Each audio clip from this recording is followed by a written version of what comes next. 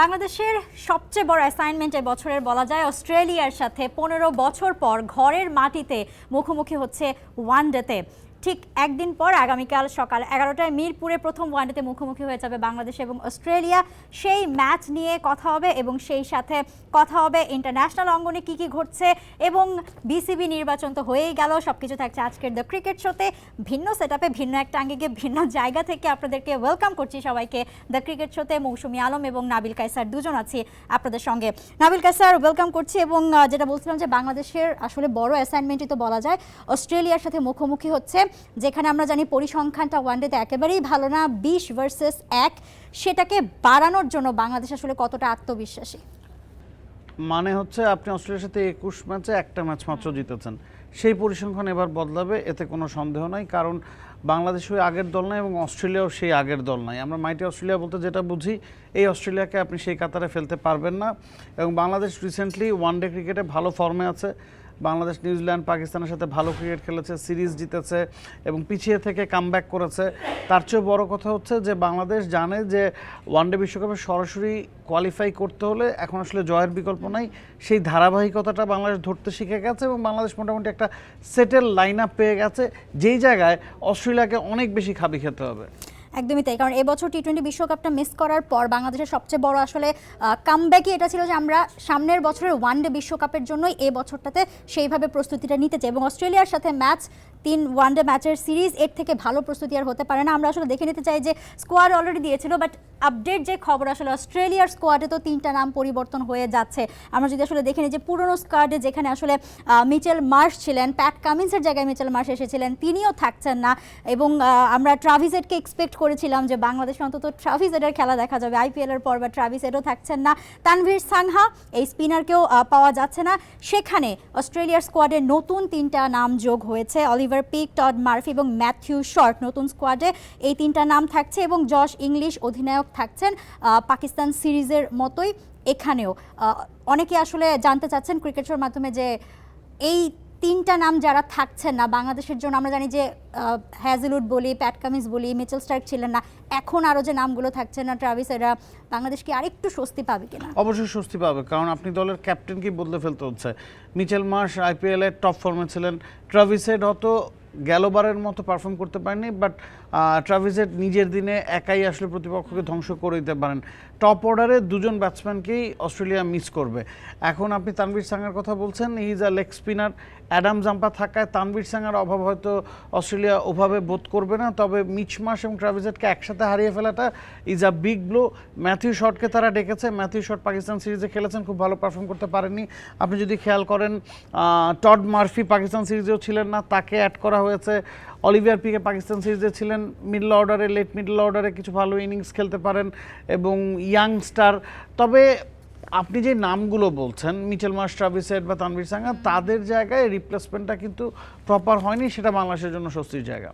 এবং সবচেয়ে বড় যেটা কথা হচ্ছে যে মিরপুরের পিচ নিয়ে, মিরপুরের ওয়ানডে সিরিজটা খেলা হবে এবং বাংলাদেশ আমরা দেখেছি যে আগের সিরিজগুলোতে তথাকথিত মিরপুরের যেই ধারা সেটা থেকে বের হয়ে এসেছে। বাংলাদেশ এখন অনেক আসলে গ্রিনিশ উইকেট তৈরি করছে এবং আমরা অনেক জায়গায় আসলে সোশ্যাল মিডিয়াতে দেখছিলাম যে অস্ট্রেলিয়ানরা এসে নাকি অবাক হয়ে গেছে মিরপুরের পিচ দেখে, তারা আসলে এক্সপেক্ট করেনি বাংলাদেশের থেকে আসলে এরকম একটা চ্যালেঞ্জ। আজকে ট্রফি উন্মোচন অনুষ্ঠানের সময় জশ ইংলিশকে জিজ্ঞেস করা হয়েছিল প্রেস কনফারেন্সে যে কোন দলের পেস অ্যাটাক সেরা, বাংলাদেশ না অস্ট্রেলিয়া। এই প্রশ্নটা যখন একজন বাংলাদেশি সাংবাদিক করতে পারেন, সেটাই তার জন্য একটা গর্বের বিষয় বলে আমি মনে করি। আপনি অস্ট্রেলিয়ার পেস অ্যাটাকের সাথে বাংলাদেশের পেস অ্যাটাক তুলনা করছেন এবং এখন ইংলিশ মানুক না মানুক, অস্ট্রেলিয়ার পেস অ্যাটাকের তুলনায় বাংলাদেশের পেস অ্যাটাক অনেকখানি এগিয়ে। একটা সময় বলো তো যে পাকিস্তান পেসারদের জন্ম দেয়, সেই পাকিস্তানের তুলনায় আমাদের পেস অ্যাটাক কতখানি এগিয়ে গেছে আমরা গেল সিরিজে দেখেছি। আপনি যদি অস্ট্রেলিয়ার পেস অ্যাটাকের দিকে তাকান, সেখানে বেন ডোয়ার্সিস আছেন, জাভিয়ার বাটলেট আছেন, নাথান এলিস আছেন। এই 3 জনের চেয়ে আপনি any day in any format Mustafiz, Taskin, Shoriful কিংবা নাহিদ রানাকে এগিয়ে রাখবেন। বাংলাদেশ এখন জানে যে বাংলাদেশের হাতে যে কোনো ফরম্যাটের জন্য সব মিলিয়ে 8 থেকে 10 জন কোয়ালিটি পেসার আছে এবং আমি এই কথাটা বিশ্বাস করি যে বাংলাদেশের যে পেস ভান্ডার এখন আছে 3 ফরম্যাট মিলিয়ে, সেটা অন্য কোনো দেশের নাই। বাংলাদেশের পেস অ্যাটাক আসলে সবচেয়ে বেশি শক্তিশালী এই মুহূর্তে এবং অস্ট্রেলিয়ার সাথে লড়াই করার জন্য বাংলাদেশ অন্যতম আসলে শক্তিশালী জায়গায়, সেটা আমরা স্কোয়াডটা মানে জানি। আমরা সম্ভাব্য একটা একাদশ দেখে নিতে চাই যে বাংলাদেশের সম্ভাব্য একাদশ আসলে কেমন হতে পারে। স্কোয়াড ঘোষণার আগেও আমরা আসলে জানতাম যে খুব একটা চমক থাকবার কথা না, শুধুমাত্র 6 নাম্বার যে স্পটটা সেটা নিয়ে একটা দ্বিধা ছিল, কারণ আফিফকে আমরা দেখেছি তাকে ট্রাই করা হয়েছে, তিনি আসলে সেভাবে ফলটা দিতে পারেনি। সেই জায়গায় মোসাদ্দেক হোসেন সৈকত আসছেন এবং সেখানে সোহানেরও নাম রয়েছে, কিংবা আসলে আর অন্য আসলে কি মনে হয় যে 6 নম্বরের প্লেসটাতে কোন পরিবর্তন? দেখুন, আমি যদি টপ অর্ডার থেকে শুরু করি, সেই জায়গায় সৌম্য সরকারের অপশন আছে কিনা, তানজিদ তামিম সাইফ হাসান যেহেতু left hand right hand combination, ওই পেয়ারই আপনি স্টিক থাকতে চাইবেন। সৌম্য সরকারকে আমরা গেল সিরিজের শেষ ম্যাচটাতে দেখেছি বা সেকেন্ড থার্ড দুটো ম্যাচে দেখেছি যে টপ অর্ডারের দিকে ব্যাটিং করতে এবং তাওহিদ হৃদয়কে 6-এ নেমে যেতে, যেটা তার জন্য আসলে সুইটেবল পজিশন না, কারণ রিসেন্টলি ওয়ানডেতে তাওহিদ হৃদয় বাংলাদেশের সেরা ব্যাটসম্যান, তাকে আপনি 6 খেলাতে পারেন না। এখন যেহেতু মোসাদ্দেককে ডেকে আনা হয়েছে, আমার কাছে মনে হয় তানজিদ তামিমের সাথে সাইফ হাসান যদি ওপেন করেন, 3 নাম্বার থেকে আমাদের সেটেল অর্ডার আছে, সেই জায়গায় নাজমুল হোসেন শান্ত আছেন, লিটন দাস আছেন, তাওহিদ হৃদয় আছেন, এরপরে 6 নম্বরে মোসাদ্দেক হোসেন সৈকত, 7 নম্বরে মেহেদী হাসান মিরাজ। 6 নম্বরে যদি সৈকত খেলেন সেক্ষেত্রে আপনি এক্সট্রা একটা বোলিং অপশন পাচ্ছেন, যেটা হয়তো সৌম্য সরকার আপনাকে দিতে পারবেন না বা সোহান আপনাকে দিতে পারবেন না। এখন যে ধরনের উইকেটে বাংলাদেশ খেলছে সেখানে it's a sporting wicket, 270 280 is a per score, যেখানে পেসাররা সুবিধা পায়, শুরুর দিকে খানিকটা গ্রিনিশ উইকেট থাকে। ঋষাদের কাছ থেকে আপনি এভরিডে 10 ওভার এক্সপেক্ট করতে পারেন না। একই কথা মেহেদী হাসান মিরাজের ক্ষেত্রেও খাটে। তাদের কারো যদি দিনটা খারাপ যায় সেক্ষেত্রে 5-6টা ওভার না, কখনো কখনো তার চেয়ে বেশি ওভার মোসাদ্দেক হোসেন সৈকতের করে দেওয়া সম্ভব। এবং বোলারদের কথা যদি বলেন, আপনি 7-এ মিরাজ, 8-এ রিশাদ হোসেন, 3 পেসারই বাংলাদেশ খেলাবে, মুস্তাফিজুর রহমান, নাহিদ রানা, তাসকিন, শরীফুল। ইটস আ মানে মধুর সমস্যা বলতে যেটা বোঝায় সেটা, শরীফুল যেভাবে পারফর্ম করেছেন গেল সিরিজে তাকে বাইরে রাখাটা ডিফিকাল্ট। তবে মনে হচ্ছে নাহিদ রানার পেস বাংলাদেশ কাজে লাগাতে চাইবে, Mustafiz Taskin is auto choice.